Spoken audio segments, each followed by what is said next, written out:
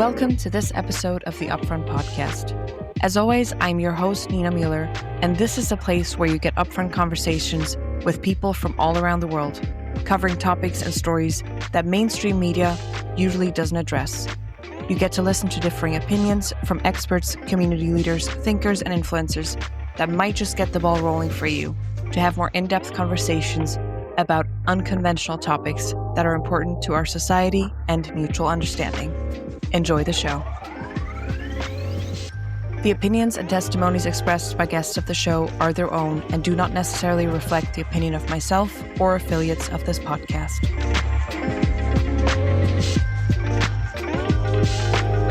My guest today is Roy Barkan, a writer, performer, and public figure from Israel. He's the son of the late prominent Israeli actor and pop culture phenomenon Yehuda Barkan.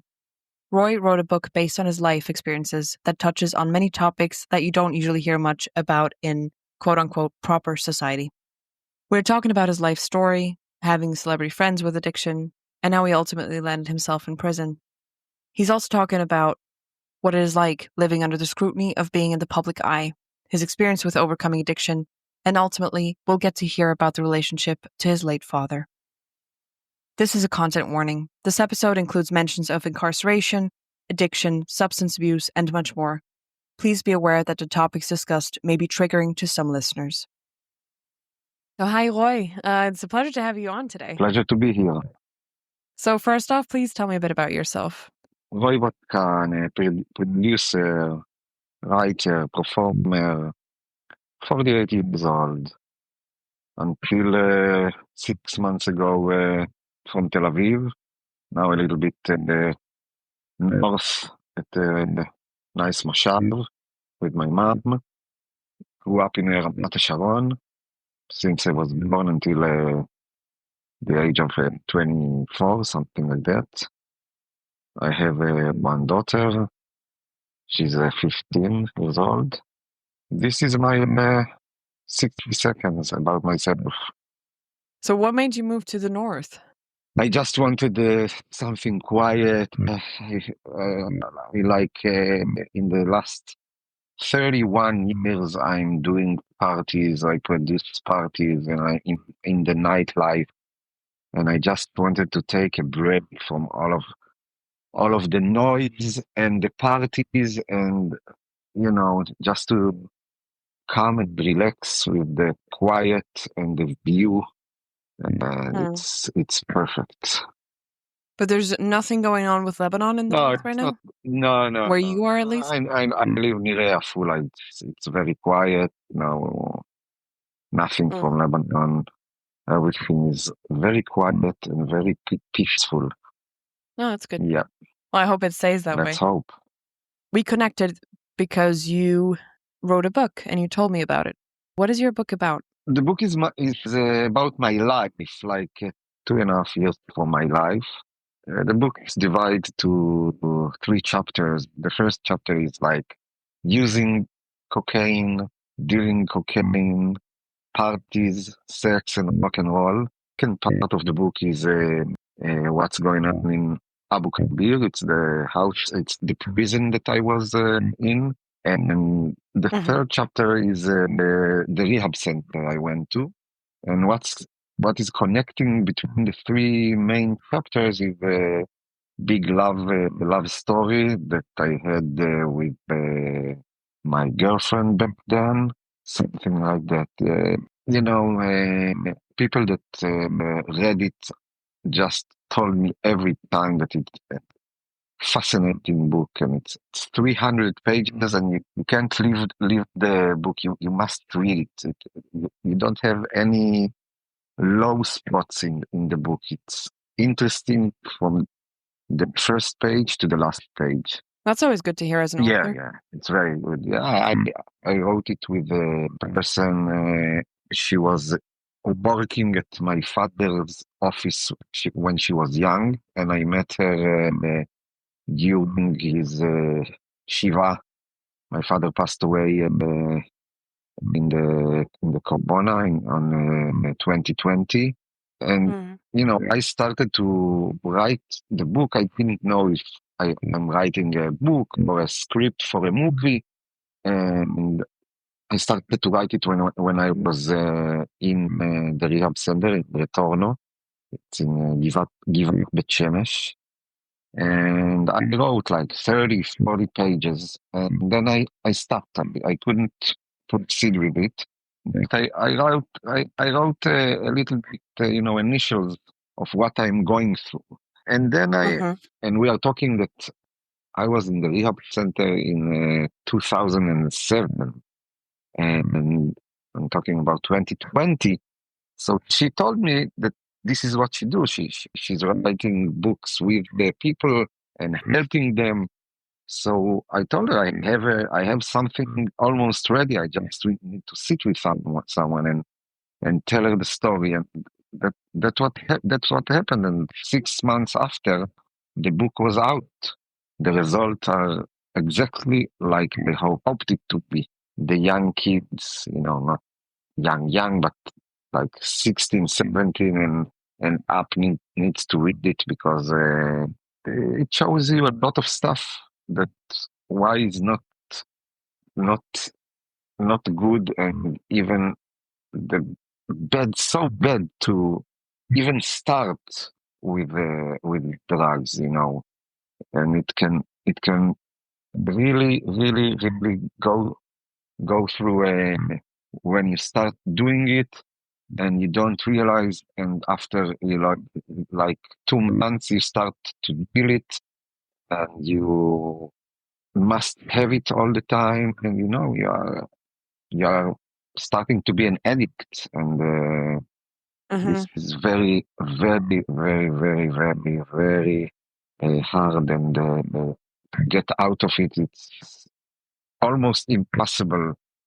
for sure impossible to do Mm-hmm. it, to go through and go through it alone. That's why I'm thank thank God and my parents that demand me to go to the rehab, and because I made them so much problems, and for sure after this this went out to the media and made a lot of noise, because my father used to be a very famous actor in Israel, like one of the most famous actors in Israel. I'm always when I talk to people from the US or something like that to explain them how big he was. Like if I compare it to how famous and how big and how good he was, like Robert De Niro, Al Pacino. This is the level that my father used to be. Mm-hmm. And and I used to adore my father. And after it happened, he he told me that if I'm not going to the rehab center, that he connected with the owner of the rehab center at Torno. He got me a bed in Retorno. I didn't know that. He just came to visit me one time at Abu Kabir, at the prison, and he told me, Mm-hmm. "Listen, I got your bed in Retorno. You're going." And I talk to him. I tell him that rehab center. I'm not addicted to anything. Why would I go to a rehab center? And then we start arguing, and after I think 2, 3 minutes, he like shout. He never shout on me, but he shout and told me, "Why you are going to Retorno and that's it?" And left the visit in the middle. I was really in shock that he did something like that, because me and my dad had a very, very close connection and very unique connection. And as I told you before, I really adore my father, and so I knew I must do it, because after the visit, I tried to call him from prison, and he told me, "Roy, I love you, but if you didn't call to say that you are going to return or to the rehab center, we have nothing to talk about." So it's a lot because of him. And every day I'm saying thank you that he insists that I will go there because I learned so much about myself, about my life, about, to put it in perspective.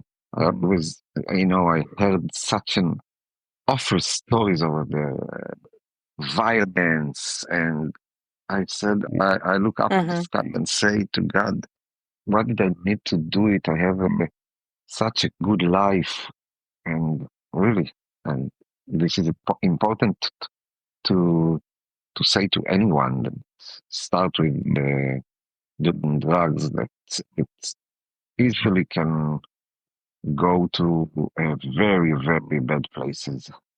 So, how did you first end up in prison?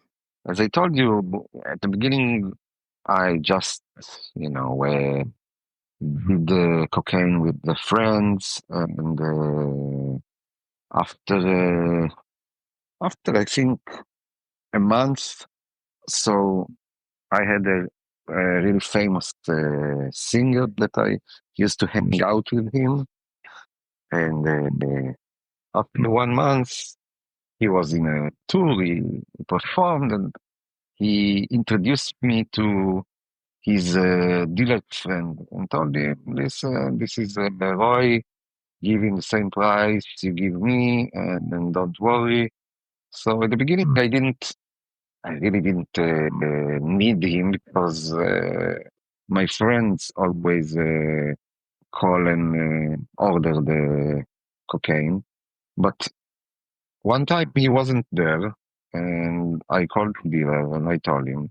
And then other friend heard that I'm going to bring a gram of coke. He told me, if you bring a gram, bring me also. I'll pay you 500 shekels. And the gram used to, it was only 400. I told him it's only 400. He told me, no, don't worry, I'll give you 500. And then I, like, thought to myself, wow, 100 shekels just to make one phone call. So I started to bring, I used to go every day to a place called the Breakfast Club in Tel Aviv, in Rothschild Street. Uh, it's called the Breakfast Club, but the last thing that they are serving there is the breakfast. And it was amazing because I'm coming from the nightlife industry, and I didn't hear about this place. The amazing thing was that I got in there, and you see all the top models, lawyers, businessmen, and the one thing is connecting all of the people there is the line to the toilet. They're going 2, 3, 4 person at a time, go to the toilet and sniffing coke. And I was amazed.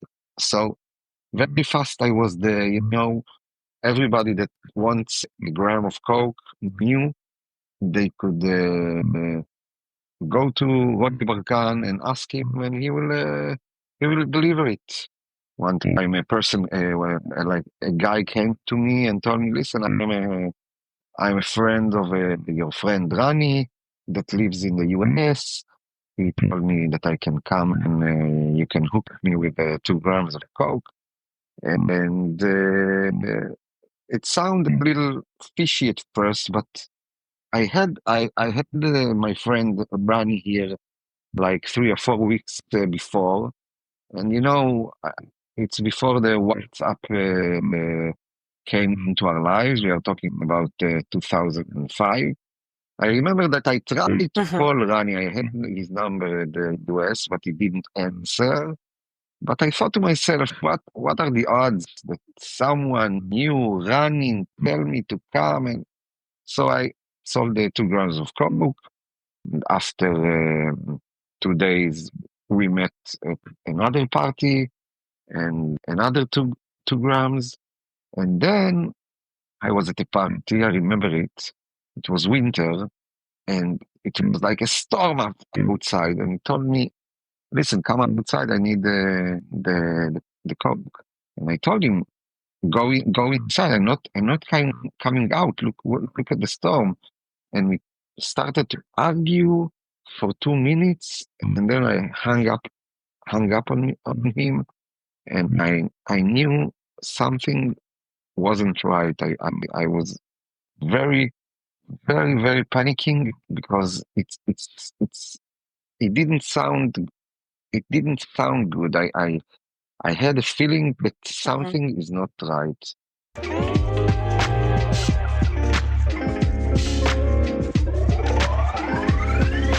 And after the days were like 4 5 days later, and nothing, everything was okay. He stopped calling me, so I thought that everything is really okay. But after 7 or 8 days, uh, at 6:30 in the morning, knocking on my door at my apartment, and I can see from the loophole from the on the door that the police. They came, they took me to the police station. It turns out that the one that is selling the drugs was police agent. So this is why they and there was another 2 or 3 people that the police got to them, and they say also they bought cocaine from me. And this is when the second chapter, as I told you, begin the prison. And yeah, so I was a completely idiot, you know. I didn't even realize how bad it is. The felony is so, you know.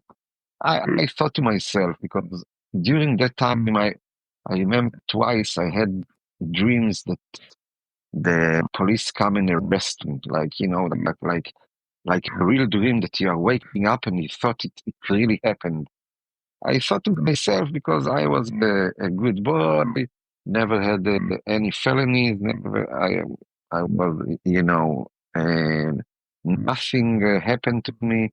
I thought to myself, okay, they come, they arrest me, they will let me go, or maybe to a house arrest or something like that. Nothing big will happen.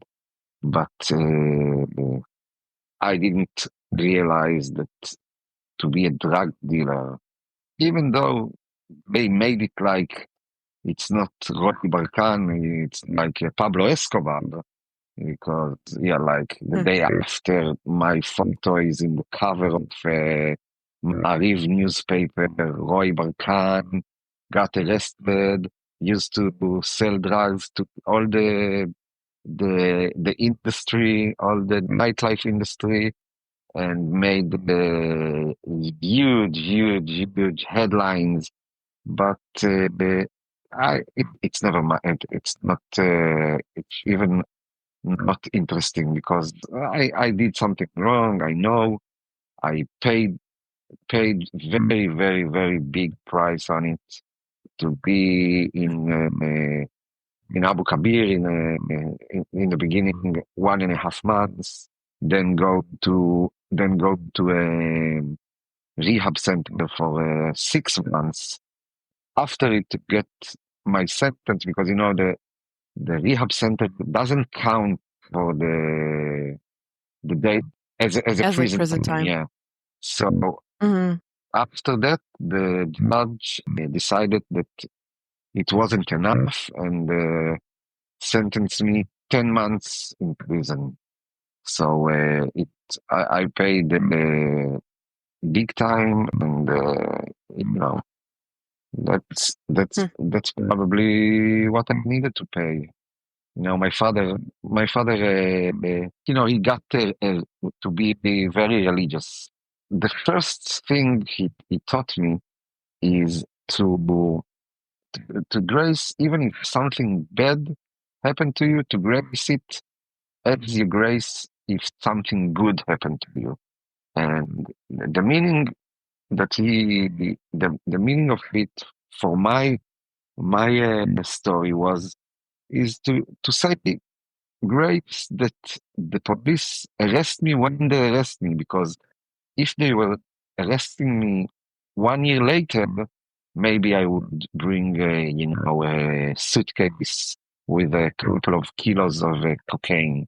So that this is how he look at it, and maybe it's true. I don't know. Maybe it's true.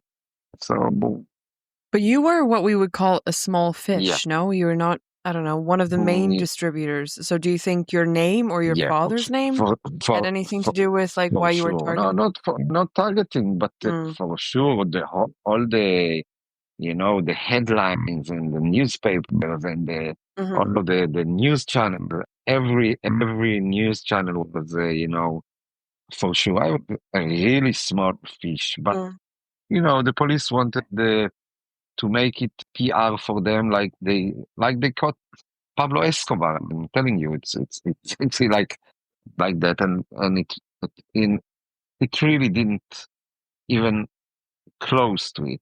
I was less than small fish. I was, I was nothing, but you know what you can do. So what made you decide to publicize your story in such a big way by publishing a book? Because I would imagine that, having gone to prison and rehab is not necessarily a glorious story in that sense. Maybe you also felt, I don't know, embarrassed about it or shame, which I think is overrated anyway. But it's not a necessarily positive story. Maybe the Yeah, outcome is but positive, but wasn't that like difficult for you to come to that decision to publicize first it? of all, first of all, because my story, like I told you, made such a big headlines. So everybody knew that I was in prison. Everybody knew I'm in a rehab center. Everybody knew it was all over the place. Mm-hmm. So that's why, again, of course, it was difficult to try and write it. And when I wrote it with Yolanda, made it with me, Yolanda Hirschhofer, that's her name. So when I sat down and write it with her, it was very difficult. It like brought me back with a lot of flashbacks to a lot of hard situation that I was in. But eventually, Mm-hmm. the outcome is to really show everybody that how difficult is the illness called addiction. And everybody has a picture in their heads that if someone says, yeah, he's an addict and something like that, so he's like someone that need a shot of heroin or something like that, and Mm-hmm. and it's not that. To search for the Yeah, next yeah, high or to something. search, and it's not that. Mm-hmm. It's not. Addicts are not like just an addict for heroin. Cocaine is a drug that also, it's very expensive. I'm absolutely sure if it was not that expensive, like 50% more would use it. And it's a drug. You don't get addicted in the body. You're addicted in the mind. It's not like you need the shot. I would like to add a remark on addiction. According to the American Society of Addiction Medicine, addiction is a treatable, chronic, medical disease involving complex interactions among brain circuits, genetics, the environment, and an individual's life experiences. People with addiction use substances or engage in behaviors that become compulsive and often continue despite harmful consequences. There is a debate also on whether cocaine is physically addictive. The debate of cocaine's physical addictiveness exists as some studies show that people who have taken cocaine for many years don't become addicted due to their brain structure. In a study done in 2013, those addicted to cocaine had smaller frontal lobes, which is part of the brain involved with self-control. Another study from 2016 found that 4 in 10 cocaine users relapsed despite having no cravings for the drug. This is because chronic use of cocaine had created an indirect link between the parts of the brain that linked stimulus and emotion and the part responsible for habit forming. This gives credence to the argument that cocaine is physically as well as psychologically addictive. And I wanted to explain the first thing that not every addict is like what I told you about תחנה מרכזית, and there are people, uh, ordinary people that go and what to do. They become addicts, but to show everybody that it's a very, very, very hard to go out from it. And this is the first thing I wanted to tell in my story. And the second thing is how you get out of it and go back to being a normal life, and to see that you can change your life, you can fill the void in your the black void in your stomach with good stuff and not with drugs. If you're an addict, use drugs just like only when you feeling bad and you want to run away and to get high. Use drugs also. You use cocaine also if you had a good day and you just say, "Yeah, I wanted to." But the percentage of people that finish treatment in rehab center all over I'm talking about worldwide, and you want to try and answer what is the percentage that the people that finish rehab, finish the treatment, now it's 9 months, not 6 like I used to be, it's 9 months. What is the percentage that people are not going back to use their addiction? You want to try and guess?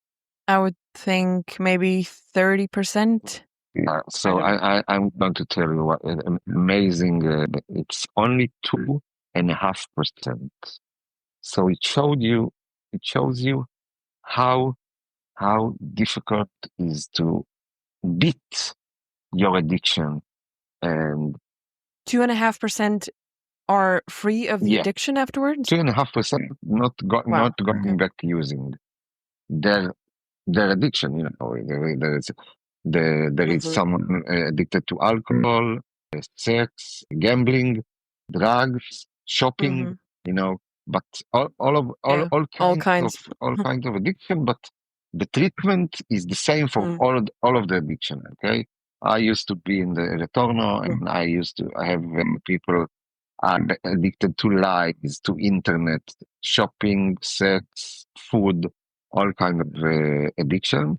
That's why I also created the TV series that it's not out yet, but we shot a pilot. It's called Addicts, and it's about a rehab center, and it's very, very, very interesting. And I hope that it will go out very soon. But really, the percentage are so low. It shows you how bad it is, how very, very, it's an awful illness. It's an awful illness. Addiction, it's an awful illness, and you can't get it out. You can't get out of it alone. This is the important thing. I'm doing lectures also about it.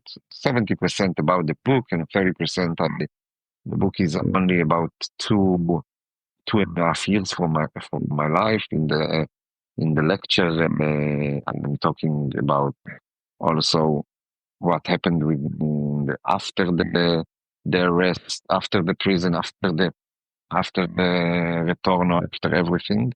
And I'm telling people that they need to pay attention. If their son, their brother, or their grandson, if they see some red alerts that suddenly he stopped talking, suddenly he goes into his room and don't go from it the whole day.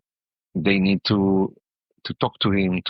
I always say that the percentage of people that are going to the rehab center by themselves are very, very low. I wouldn't go also to rehab center if my father wouldn't do what he did. But there are more options, to go to psychiatrists, to go to NA groups, something like that, because just alone they can't get out of it. They must find someone or group, either it's a group, either it's a psychologist, to talk to them. And that's the only way. You can't do it alone. But don't you think it would be, I guess, more successful or easier on the person that wants to become free of addiction or overcome addiction, however you want to phrase it, if they would go of their own volition, if it was them wanting to stop with that addiction or change their Yeah. behavior, their thought process, instead of from the outside, like external? I'm not sure how successful that is. In your case, I guess it was also very, I guess it was more important for you to also maybe do it because your dad told you and because you had a very intense and good relationship. But otherwise, I don't know if people from the outside can do so much about helping people in addiction that Yeah. don't want to change. First of all, it's a good point, because if the person doesn't think that he has a problem, or doesn't think that he needs or want to change, so this is the basic for Mhm. everything. If the person doesn't think he has a problem and doesn't want to do anything to get out of it, so probably nothing will help, okay? Nothing will help. But a lot of people know that they have a problem and they need a little push to someone to give them a little push to do something about it. And again, I'm telling you, I think like maybe 0.1% will go to rehab center, because it's very difficult. Mhm. Although I can say in the last 10 years or so, a lot of fancy rehab center was open in Israel, one in Herzliya Pituach, one in Svion, and it's like the rehab for the rich person, okay? Like the Torno, the place I was, it's half private and half of the government. Like they have like I don't know, like let's take they have 10 beds from you can go if you're in jail, you can come there and you don't need to pay. But the other half is private. A lot of people from the US Mhm. came to make the rehab over there. I'm telling you, like I used to go to the English group, because I had someone that in the first days they put it's called a shadow. They put you a shadow. It's a more Mhm. it's a patient that been there like 2 or 3 months, and he needs to be with me, to get me to all the classes, all the rehab, the groups with the therapy and everything, and to be on time, and God forbid that I'm not waking up in the morning, or get to get to have drugs from someone. So he walks with me to every little step I do. He's behind me. So my shadow was Mordechai, and he was from the US, and I always sad to say it, but 4 years ago he passed away. He OD'd, Oh no. yeah, from OD. But because of him, I went to the English group that was much more. How can it was better than the Hebrew group. The people there were Mm. very, intelligent, and it was an amazing experience. I met Ellie Katz. She was the psychiatrist, and until then, I didn't believe in go to a psychiatrist. As I was growing up, and my mom sent me, and I just sat and never talk about anything. And we had also a family therapy, and also I didn't even took one word from my mom. but she told me, and I discovered that it's so helpful to talk about your problems, to be able to talk and just don't put it inside, to talk about Mm. everything. And I'm telling you and all of the audience that will hear us that treatment is something that everybody needs. Even if you have the perfect life, go once a week to talk with a psychiatrist. It's amazing. I'm in therapy now for 7 years every week, and it's amazing. Well, I'm really glad to hear that it took such a good Yeah. turn.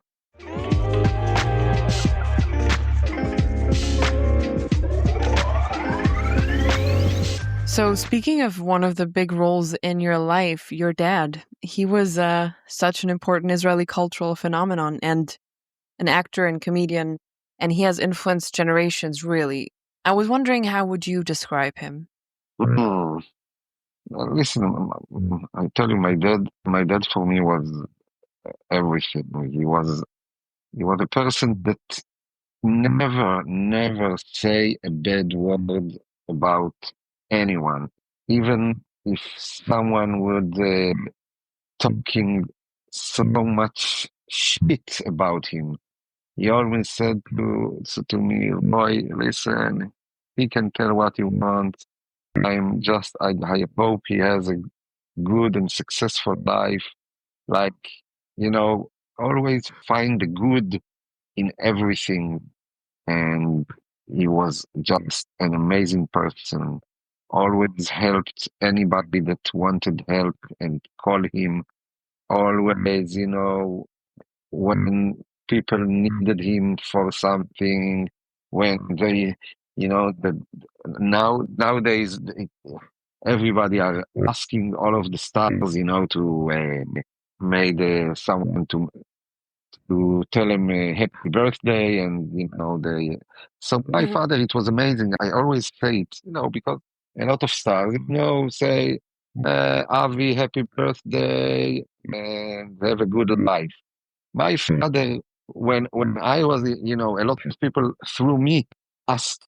Yeah, I was a couple of friends, but a lot of people got to my Facebook and asked me, "Listen, my brother is getting married, or he has bar mitzvah, or that."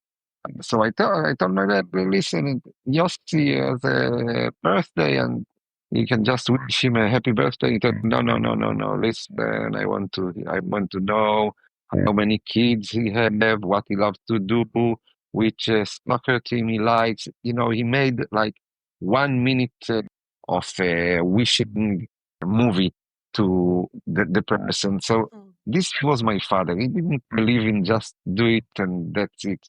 He was invest all of his love. It was such an amazing. After my father passed away, I knew who my father was. I knew after my father will pass away, like 6 months later, 1 year later, people will stop me in the street and text me how they saw it. And I'm telling you, it's amazing that this October will be 5 years after he passed away. And there is not Mhm. one day until now that either a cab driver that I'm going with, either text in the messenger or WhatsApp or Instagram, or people on the street are stalking me, and you're the son of Yehuda Barkan, how much we loved him. And it's amazing to see how much love he's getting. And for me, it makes me so happy because he's like, Mm. he's still with me, because every day people are mentioning him, and it's just make me feel so good, so proud. And I'm doing a lot of stuff to the younger generation would know him. Like 1 month ago, I did there is a movie called Snooker. It was like one Mhm. of the the biggest hits ever in the film industry here in Israel. So it was 50 years of snooker. The movie went out in 1975 and made a big cinema city, big event, and like 1,000 people came. Grandfather with their son and with the grandchild came, and a lot of young kids came, and it's amazing to see that people are watching in the cinema, and from the first minute to the last minute, they just know every sentence, every word of the movie. It's just an amazing experience. Oh, I bet. But with everything beautiful and joyous that comes with it, do you also think that there's sometimes a bit of a shadow you have to step out of, not just being the son of, Yeah, for you listen, yourself, for yourself in your own listen, right? I used to feel it, and you know, after the Torno, after the things I got in the rehab center, I knew something that I wanted to be like my father. That's why that's one of the reasons why I did what I did, is to sell cocaine, because a lot of actors and actresses and models wanted my company because they knew that Roy Barkan has a gram of coke in the pocket, or Roy Barkan can bring him coke.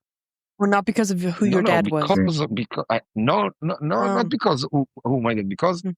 I wanted to be like my father. That this is this is was my Mm. dream, to to be famous. Okay, I got famous, but in the wrong situation. Okay, after I made all of the steps in Retorno, I understood that people like me because who I am, not because who's my father.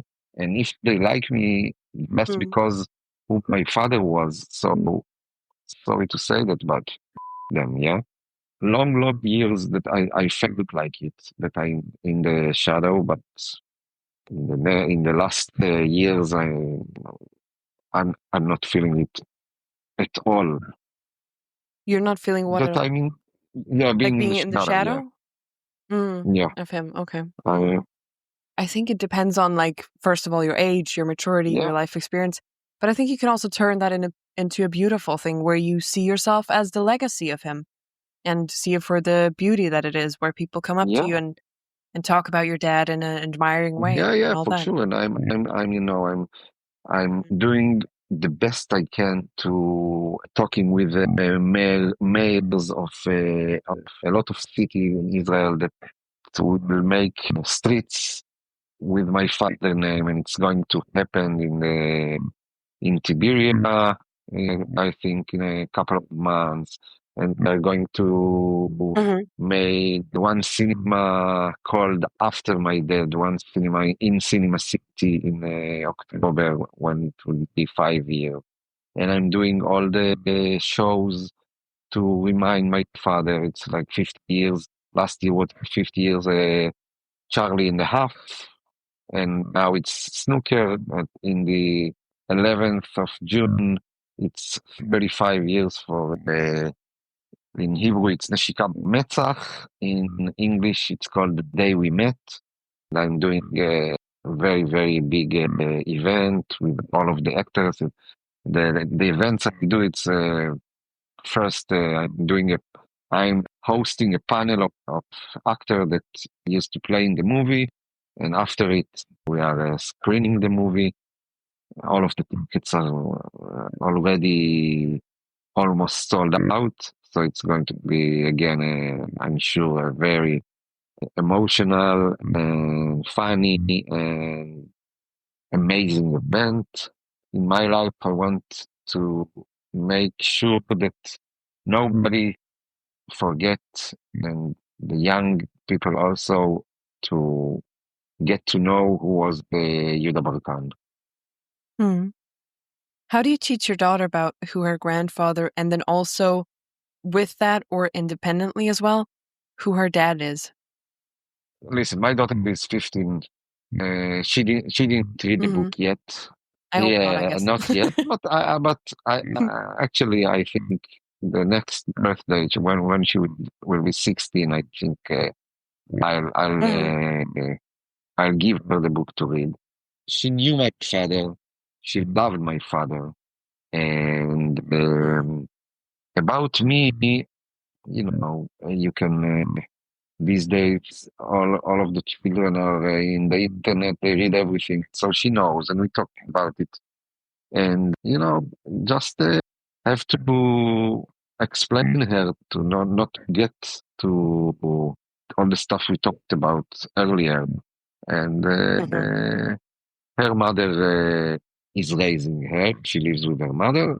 I see her once a week, or when she have a time for her dad, because now she's in the Sofim and friends, and it's in the age that I need to call her secretary to make an appointment to meet. But I love her so much, and it's something that, again, thanking God that she is so smart, so intelligent, and amazing young lady already. 15. That's it. She's starting. She knows everything, and They always think they do. I just when we met, I'm just always tell her, listen. Let's wait until another 10 years, and then you can tell me that you met a boy. But let's wait. Meet them when you're 25, and then you can do anything you want. This is what I'm afraid the most, that she come and tell me I have a boyfriend. I don't know. It's frightening for me, but I know it's closer than ever that the sentence will get out of her mouth. And she's so smart and intelligent. I know she will do the right choices, and she'll meet hopefully only good people and good men, and that's it. Hmm. Is there anything you wish you would have learned younger or sooner in life? I really believe that everything is coming from a reason. I believe that is what happened needed to happen. Like it's already organized. I don't know if God organized it, faith or something like that, but the stuff that happened needed to happen. And back then, for me it was such a beautiful experience to get the rest, to be in jail, to be in rehab center, everything. But Mhm. from that, I grew up and made the book. Hopefully, the TV series, maybe a movie, the lectures, everything. I think I needed to do everything as it happened. That's what I think. Of Mhm. course, if you ask me if I could not start and use drugs, I say, of course not. And if I would understand what I understand in the Retorno, in the rehab center, that people need people, they don't need, they love me as I am. I don't need my father as an excuse. Yeah, but again, Mhm. it happened, and it's better late than never, right? Yeah. For sure. So now I'm in a good place, in a better. My life are completely opposite of what I used to be. Yeah. So I'm very yeah, happy to hear that. yeah. Well, Roy, we've already reached the end of the episode. Thank you so much for being here and being so open and vulnerable, talking about these topics. And thank you for sharing your story. It was my pleasure. Thank you for having me. When uh, Anytime. when we started to talk about it, I told you that I'm a little scared about to make it in English, because I never did podcast, and I never did lectures in English even. So It was a little bit scary, but I think we did it. We did a good job. Yeah, I think so. So I will have Roy's information, his book and everything linked in the description of the episode, of course. And is there any translation in the works for your book? Or just Hebrew for Just now? Hebrew for now. The next step, I think, is to make it in audio. That also a blind man and also people that have a very hard time to read because of ADD or something like that. And I thought about it. I would record it, so it will be a lot interesting that someone that made the story will record. So this is the next step, I think. All right. It was a pleasure. Thank you, Yeah. Roy. If you're struggling with addiction issues, please see the show notes for more information on places that you can reach out to. Thanks for listening to this episode of the Upfront Podcast. If you haven't already, give us a follow and join in the conversation in the comments on Instagram, YouTube, and Facebook at The Upfront Podcast. Please leave a review of the podcast wherever you are listening now, as this helps us reach more people. And do tell your friends about it. If you have a topic or guest we need to hear from, please send us an email to the address in the show notes. Take care and see you next time.